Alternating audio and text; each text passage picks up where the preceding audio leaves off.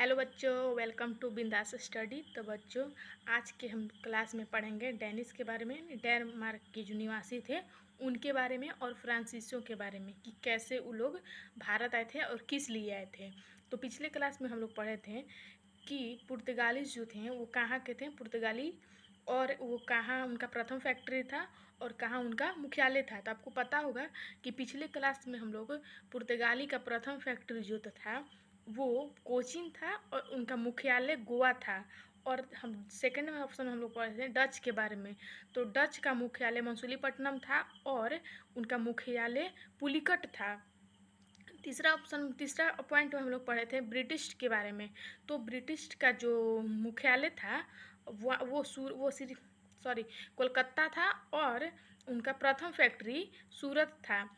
और अब हम लोग पढ़ेंगे डेनिस के बारे में। तो डेनिस का मुख्यालय आपको पता है कि श्रीरामपुर, और उनका जो वो था प्रथम फैक्ट्री वो ट्रैकोबार था। ट्रैकोबार। तो ट्रैकोबार में उनका प्रथम फैक्ट्री था और उनका जो मुख्यालय था वो श्रीरामपुर था। और फ्रांसीसी का जो मुख्यालय है वो पांडुचेरी में था और सूरत में उनका वो प्रथम फैक्ट्री था। तो आज हम लोग पढ़ेंगे डेनमार्क के। तो जैसे कि आपको हम बता दिए कि डेनमार्क का वो मुख्यालय श्रीरामपुर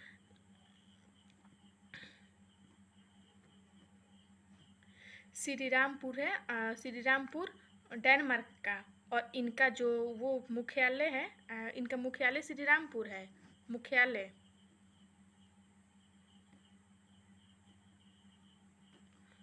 इनका मुख्यालय श्रीरामपुर है और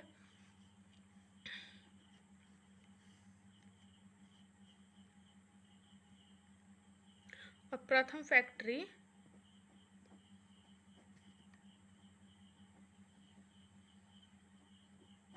इनका प्रथम फैक्ट्री यहाँ लिख दे रहा है। अच्छा, यहाँ लिख दे रहा है।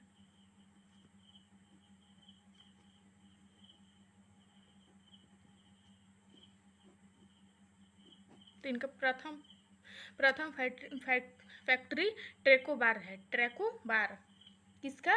डेनमार्क यानी डेनिस का। तो स्टार्ट करते हैं टॉपिक को। तो पहला टॉपिक हम लोग का है, पॉइंट है डेनिश लोग डेनमार्क के निवासी थे। तो जो डेनिश लोग वो डेनमार्क के निवासी थे। तो आपसे कोई पूछेगा कि डेनिश लोग कहाँ के निवासी थे? डेनमार्क के। और वे भारत में, और देखिए यहाँ ये आए थे 16, कोई बुक में 1616 दिया है, कोई में 1618 दिया है। तो ये आप मतलब यहाँ पर हम 1616 लिखे हैं, कोई में 1616 दिया है, कोई में 1618 दिया है। तो ये देख लीजिएगा आप। वैसे 1616 ही होगा मेरे अनुसार, जहाँ तक हम पढ़ रहे हैं। तो 1616 17वीं ईस्वी में और 18वीं सदी में व्यापार करने के उद्देश्य से आए। मतलब ये जो डेनमार्क थे, जो डेनमार्क के निवासी थे डेनिश लोग, वो भारत में 17वीं ईस्वी और 18वीं सदी में 17वीं और 18वीं सदी में भारत में व्यापार करने के उद्देश्य में आए थे। कौन आया था? डेनिश लोग। डेनमार्क की ईस्ट इंडिया कंपनी ने भी इसी उद्देश्य से भारत में प्रवेश किया था। तो जो डेनमार्क के ईस्ट इंडिया कंपनी थी वो इसी पर उद्देश्य से भारत में मतलब प्रवेश किया था कि वो जाकर भारत में व्यापार कर सकें। इसी वजह से उनकी जो कंपनियां थी वो भारत में प्रवेश किया था। वे ब्रिटिशों के मुकाबले काफ़ी छोटे स्तर पर व्यापार करते थे। तो डेनमार्क का जो डेनिश जो लोग थे वो ब्रिटिशों के अकॉर्डिंग वो बहुत छोटे स्तरों पर काम किया करते थे, बहुत छोटा काम किया करते थे ब्रिटिशों के अकॉर्डिंग। अंत में उन्होंने अपने भारतीय उपनिवेशों ब्रिटिशों के बेच दिए। मतलब वो जितने भी जब आए थे उसके बाद जितने भी ये कमाई किए, जितने भी व्यापार किए, जितने भी उनके उपनिवेश थे, वो अंत में ब्रिटिश जो थे उन लोग को बेच दिए और बेचकर मतलब चले गए थे, बेच दिए थे।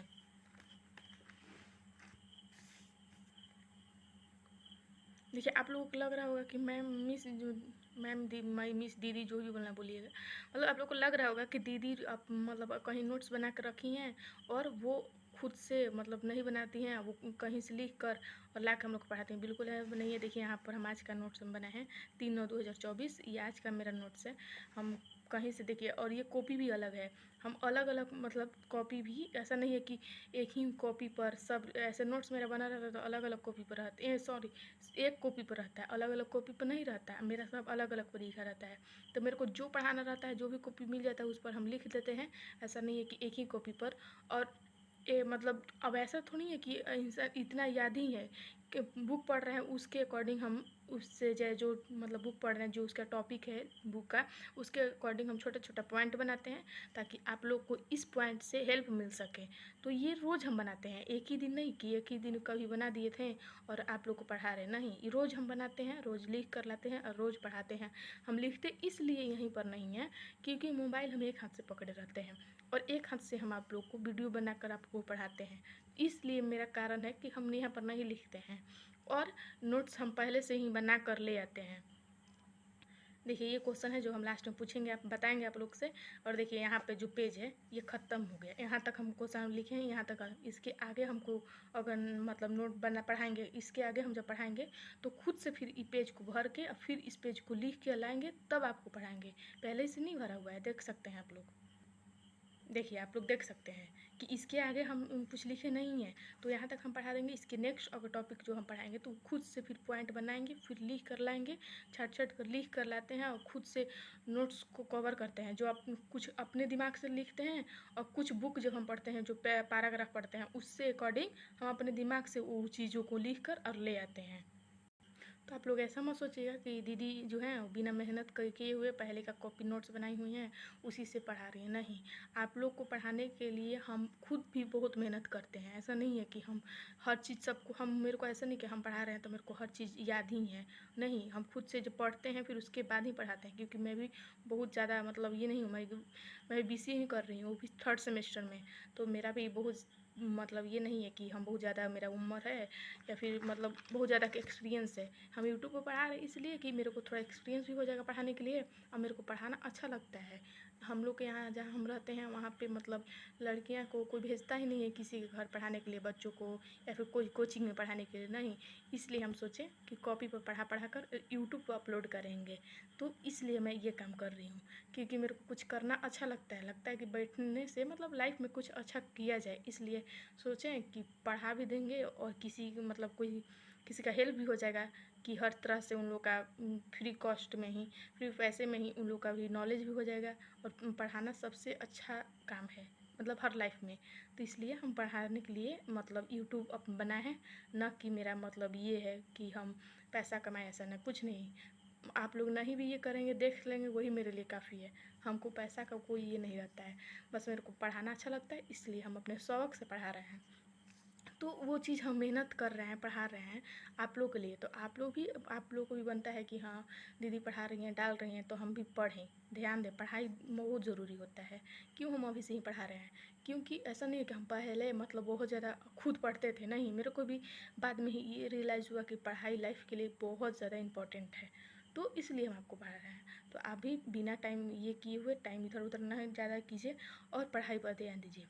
से अब टॉपिक को बंद किया जाए, बहुत ज़्यादा लंबा टॉपिक हो जाएगा, बात भी कभी कभी होते रहेगी, लेकिन पढ़ाई बहुत ज़्यादा ज़रूरी है। तो आप लोग को पता है कि हम फर्स्ट जो इससे लास्ट वाला टॉपिक था, मीन क्लास था जो जो हम कल पढ़ाए थे, वो क्लास में हम पुर्तगाली के बारे में पढ़ाएं कि पुर्तगाली लोग, पोर्तुगीज़ लोग जो थे वो जब भारत में आए थे तो क्या किए थे, कैसे उनका क्या व्यापार हुआ, किस लिए आए थे। तो आप लोग को पता है कि पुर्तगीज़ में पहले वास्को डी गामा आए थे, जो भारत में मसालों के व्यापार यानी व्यापार करने के लिए आए थे। और कौन से रास्ते से आए थे? समुद्री मार्ग से आए थे। तो वो तो पहले समुद्री मार्ग से भी आए तो उसका भी खोज वास्को डी गामा ही किए थे, और जो वो इंडिया का भी खोज वास्को डी गामा ही किए थे। फिर उसके बाद डच लोग आए, फिर उसके बाद ब्रिटिश लोग आए। तो ब्रिटिश में एलिजाबेथ आई प्रथम। तो ये अब हम अभी कुछ देर पहले हम लोग पढ़े डेनिस के बारे में कि डेनिस जो डेनमार्क के निवासी थे वो लोग आए। अब हम लोग पढ़ेंगे इसके आगे फ्रांसीसी के बारे में। तो चलते स्टार्ट करते हैं।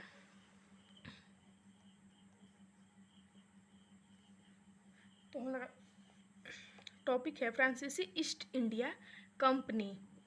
1664 ईस्वी में देखिए, आप लोगों को पूछेगा कि फ्रांसीसी जो था, फ्रांसीसी के जो लोग थे वो ईस्ट इंडिया में कब आए थे, तो 1664 ईस्वी में फ्रांस के सम्राट लुइस 14 यानी लुइस जो 14 थे वो एक मंत्री कोलबर्ट कोलबर्ट ने फ्रेंच ईस्ट इंडिया कंपनी का गठन किया। यह एक सरकारी कंपनी थी। फिर से इस टॉपिक को हम पढ़ते हैं। 1664 ईस्वी में फ्रांस के सम्राट लुइस 14 के, देखिए यहाँ पर इंग्लिश में लिखे हैं, लुइस 14 के एक मंत्री कोलबर्ट ने फ्रेंच ईस्ट इंडिया कंपनी का गठन किया। तो जो लुइस 16 थे उनके एक मंत्री थे जिनका नाम कोलबर्ट, तो वो फ्रेंच में एक ईस्ट इंडिया कंपनी का गठन किया। यह एक सरकारी कंपनी थी। वो जो कंपनी थी वो एक सरकारी थी, गवर्नमेंट कंपनी थी। हमसे कोई पूछेगा कि फ्रांस के लोग सबसे इंडिया में कब आए थे, तो 1664 में। और ये लुइस 14 के जो मंत्री हैं कोलबर्ट, वो फ्रेंच ईस्ट इंडिया कंपनी का गठन किए थे। किसका गठन किए थे? फ्रेंच ईस्ट इंडिया कंपनी का। ये एक सरकारी कंपनी थी। नेक्स्ट टॉपिक पे चलते हैं। ब्रिटिश फ्रांसीसी के मध्य 3 युद्ध हुए, जिन्हें देखिए ब्रिटिश जो लोग थे, अंग्रेज और जो फ्रांसीसी लोग थे उनके बीच 3 युद्ध हुआ था। पहला युद्ध आंग्ल कर्नाटक युद्ध नाम से जाना जाता है। ये जो युद्ध हुआ था ये इन लोग का जो 3 युद्ध हुआ था, तो ये पहला युद्ध नहीं है, ये युद्ध का नाम दिया गया था। जो 3 युद्ध हुआ था उनमें ये युद्ध का नाम दिया गया था कि कौन सा युद्ध हुआ था, तो आंग्ल कर्नाटक युद्ध नाम दिया गया था, मतलब नाम से जाना जाता है इस युद्ध को। जो ब्रिटिश और फ्रांसीसी के बीच युद्ध जो हुआ था, उस युद्ध को अगर बोलेंगे किस युद्ध से जाना जाता है वो 3 युद्ध, तो आप लोग बताएंगे आंग्ल कर्नाटक युद्ध के नाम से जाना जाता है। प्रथम आंग्ल कर्नाटक युद्ध सेंट टोमे या अडयार का युद्ध, सेंट टोमे या उसको अडयार का युद्ध कहा जाता है, जो एक्स ला सापले की संधि। अडयार का युद्ध, उसका संधि किसके साथ हुआ था? एक्स ला सापले की संधि कहा जाता है। प्रथम हुआ था अडयार का युद्ध, जो सेट टोमे या अडयार, सेट टोमे भी कह सकते हैं या अडयार का युद्ध कह सकते हैं। तो एक्स ला सापले की संधि हुई थी। किसका हुआ था? एक्स ला सापले की संधि। ये जरूरी नहीं है, मतलब ये इंपॉर्टेंट नहीं है, जरूरी है, ये पॉइंट है, याद रखिएगा कि कौन 3 युद्ध में कौन से युद्ध हुए थे। ये मतलब पॉइंट उतना एग्जाम नहीं पूछता है। द्वितीय देखते हैं। द्वितीय आंग्ल कर्नाटक युद्ध, जो द्वितीय आंग्ल कर्नाटक युद्ध हुआ था वो आम्बूर का युद्ध है। वो आम्बूर का युद्ध हुआ था और संधि इसका था पांडिचेरी की संधि हुई थी। उस समय किसका संधि हुआ था? पांडिचेरी की संधि हुई थी। तृतीय, सबसे हमेशा ही क्वेश्चन में पूछता है, हमेशा बहुत ज़्यादा इम्पोर्टेंट है, बहुत ज़्यादा ही इम्पोर्टेंट है। तो तृतीय आंग्ल कर्नाटक युद्ध वाडीवास का युद्ध, तो ये वाडीवास का युद्ध था जिसमें पेरिस की संधि हुई थी। तो वाडीवास का युद्ध में किसका संधि हुआ था? पेरिस की संधि। तो ये आप याद रखिएगा। द्वितीय में हुआ था आम्बूर का युद्ध, जिसमें पांडिचेरी की संधि हुई थी उसमें, और सेट टोम या अडयार का युद्ध जिसमें एक्स ला सापले की संधि हुई थी, और तीसरा सबसे इम्पोर्टेंट है वाडीवास का युद्ध जिसमें पेरिस की संधि हुई थी। तो आप इतना याद रखिएगा, ये चीज़ को याद रखिएगा, जो हम आपको पढ़ा रहे हैं वो चीज़ को ध्यान से सुनिए, आपके माइंड में एकदम सेट हो जाएगा। और ना ही तो फिर एक बार और वीडियो देखिएगा, आपको हो जाएगा। और इसके बाद भी हम मतलब ये नोट से पढ़ा रहे हैं, उसके बाद हम फिर NCERT बुक से पढ़ाएंगे। तो आप टेंशन मत लीजिएगा, धीरे धीरे सारा चीज़ आप कवर होते जाएगी, सारा क्लियर होते जाएगी, और हम आपको ये पढ़ाएंगे DPP पेपर्स करेंगे, मतलब डेली प्रैक्टिस पेपर, जिससे हम शॉर्ट क्वेश्चन ऑब्जेक्टिव क्वेश्चन आपसे हमेशा आपको देंगे, मतलब बताएंगे कि इस टॉपिक से कितना क्वेश्चन बना है। तो जितना बनेगा उतना हम आपको मतलब हर वीडियो में टॉपिक ख़त्म होने के बाद हर वीडियो के लास्ट में आपको हम वो चीज़ करवा देंगे। तो आप टेंशन मत लीजिएगा, बस आपको ध्यान से सुनना है और पढ़ना है। 1760 में वाडीवास का युद्ध तमिलनाडु में लड़ा गया, जिसमें अंग्रेजी सेना का नेतृत्व आर्यकूट एवं फ्रांसीसी सेना का नेतृत्व काउंट दी लाली ने किया। तो देखिए यहाँ पर क्या है, 1760 में वाडीवास का युद्ध हुआ, जिसमें तमिलनाडु में लड़ा गया। तो देखिए आपसे कोई पूछेगा कि वाडीवास का युद्ध कहाँ लड़ा गया था, तो तमिलनाडु में लड़ा गया था। तो किसके किसके हुआ था, अंग्रेजी सेना का नेतृत्व आर्यकुट, तो मतलब अंग्रेजी सेना से आर्यकुट थे, एवं फ्रांसीसी सेना का नेतृत्व जो थे वो काउंट दी लाली थे, काउंट डी लाली ने किया। अंग्रेजी सेना ने फ्रांसीसी सेना को बुरी तरह से पराजित कर दिया। तो जो अंग्रेजी सेना थे, जिनका जो आर्यकुट थे, वो जो फ्रांसीसी सेना थे उनकी बुरी तरह से हार हुई। मतलब फ्रांसीसी सेना को जो काउंट दिलाली कर रहे थे, इस पे एक क्वेश्चन भी हम बनाए हैं। फ्रांसीसी सेना को बुरी तरह से हार हुआ, बुरी तरह से पराजित कर दिए। इससे फ्रांसीसियों का भारत में प्रभाव समाप्त हो गया और वाडीवास का युद्ध से फ्रांसीसियों का भारत में समाप्त हो गया। मतलब वो भारत में ना के बराबर आ गया, जैसे कि उनका कोई योगदान नहीं रहा भारत में, जैसे कोई व्यापार भी नहीं कर सकते थे उतना भारत में। वो अब अंग्रेज़ों में चला गया, अंग्रेज़ों अपना हुकूमत चलाने लगे। तो इसमें जो प्रभाव, इनका जो प्रभाव था, मतलब जो ये काम करते थे, व्यापार करते थे, वो समाप्त हो गया वाडीवास के युद्ध के बाद। तो कहाँ हुआ था, तमिलनाडु में। किसके किसके बीच हुआ था, का आर्यकुट और फ्रांसीसी सेना नेतृत्व कर काउंट दी लाली ने किए। तो काउंट दी लाली की बुरी तरह से हार हुई। कौन किया, आर्यकुट के, मतलब अंग्रेजी सेना ने किया था। नेक्स्ट पॉइंट हम लोग का, ब्रिटिश विज पुर्तगालीज स्वाली का युद्ध हुआ था। ब्रिटिश विज पुर्तगालीज, पुर्तगीज जो थे उसमें और ब्रिटिश में युद्ध हुआ था, जिसका नाम स्वाली का युद्ध है। तो वो उसमें भी ब्रिटिश जीत गए थे। ब्रिटिश बीच डच बेदरा की युद्ध है, तो इसमें भी ब्रिटिश ही जीते थे। ब्रिटिश बीच वाडीवास का युद्ध, तो इसमें अरे देखिए यहाँ पर हम लिखना छोड़ दिए हैं, भूल गए हैं, यहाँ पे होगा, यहाँ लिख दे रहे हैं।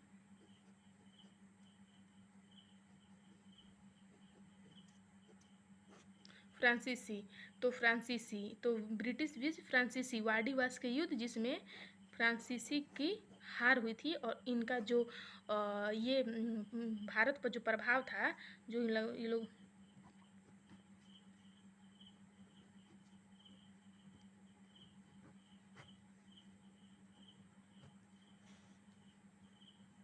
देखिए हम लिख रहे हैं तो हाथ मेरा कैमरा हिल रहा है।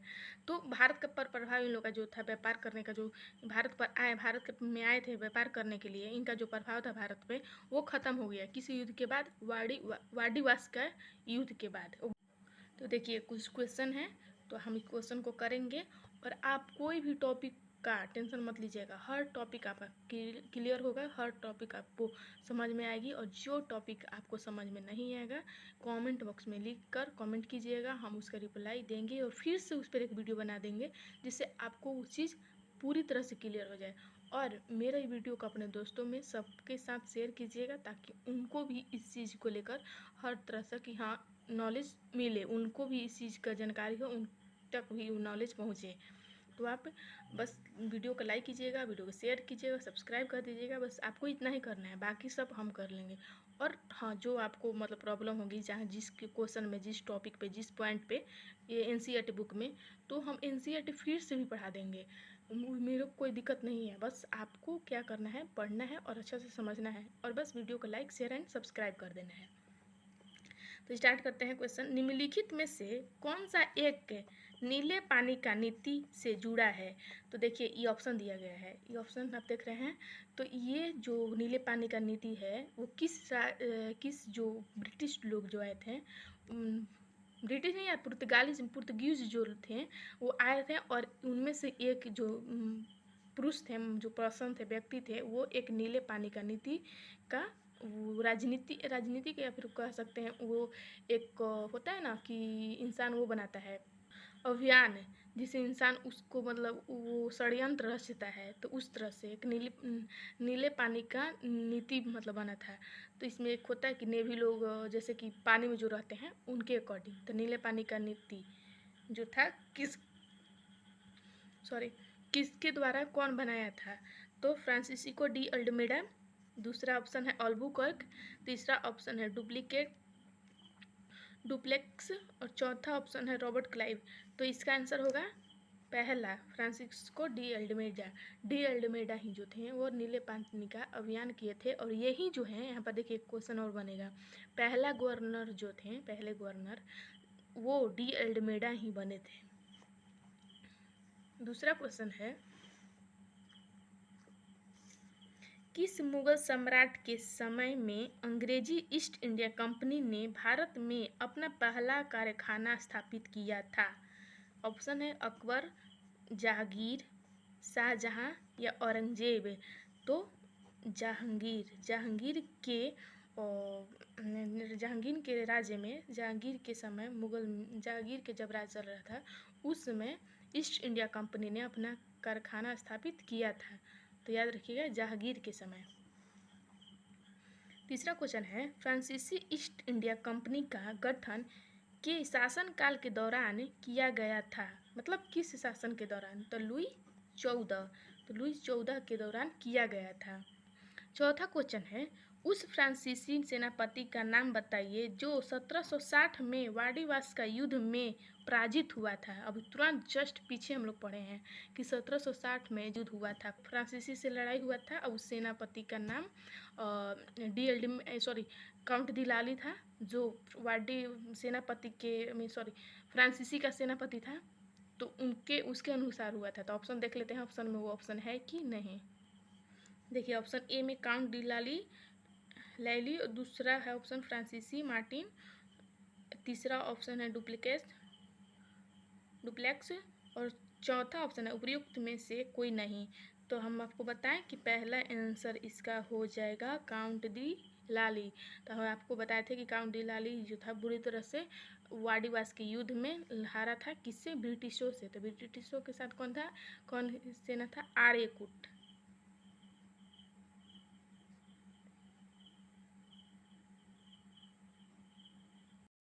आर्यकुट बोलिए या फिर आर्यकुट बोलिए, हम आर्यकुट लिखे हैं। तो वो ये है।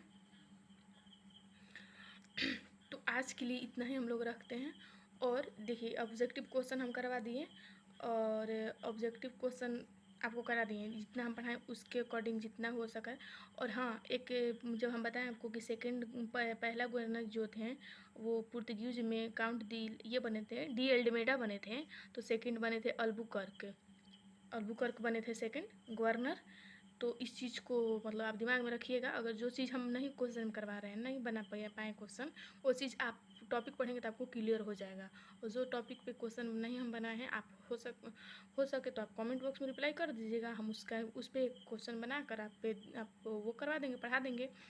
तो अगर मेरा वीडियो पसंद है तो प्लीज़ वीडियो को लाइक शेयर एंड सब्सक्राइब कीजिएगा, क्योंकि वीडियो बनाने में मेहनत लगता है। तो आप लोग वीडियो को लाइक शेयर करेंगे तो मेरे को कुछ नहीं मिलेगा, मेरे को ये लगेगा कि हाँ चलो मेरे से बच्चे जुड़ रहे हैं और थोड़ा हम मोटिवेट होंगे। जैसे कि आप देख सकते हैं मेरा सेटअप बहुत आपको क्लियर भी दिखता होगा कि हम कैसा अपना पढ़ाने का ये रखे हैं। तो यहाँ पर एक टेबल टाइप पे है छोटा सा, और ये देख ही रहे हैं कि यहाँ पर मतलब एक डब्बा है, उस पर हमको डब्बा पे कॉपी पे एक डब्बा रख के वहाँ पे मोबाइल रख के आपको पढ़ाते हैं। तो मेरे को मतलब ये नहीं रहता है कि हम ऐसे पढ़ाएंगे क्या दिख रहा होगा वीडियो में, क्या नहीं दिख रहा होगा, मेरे को ये नहीं रहता। मेरे को रहता है पढ़ाना, मेरे को पढ़ाना बहुत शौक़ है कि हम पढ़ाएं। तो हम इसलिए पढ़ा के वीडियो डाल रहे हैं ताकि आप लोग के साथ हम जुड़े, तो मुझे भी अच्छा लगे कि चलो ठीक है हम पढ़ा रहे हैं। मेरे को पढ़ाने का बहुत शौक़ है, इसलिए हम पढ़ाते हैं। तो अब इस वीडियो को यहीं पर रोकते हैं। अगर मेरा वीडियो पसंद है तो प्लीज़ वीडियो को लाइक शेयर एंड सब्सक्राइब कीजिएगा। मिलेंगे नेक्स्ट वीडियो में, तब तक के लिए पढ़ाई करते रहिए। All the very best.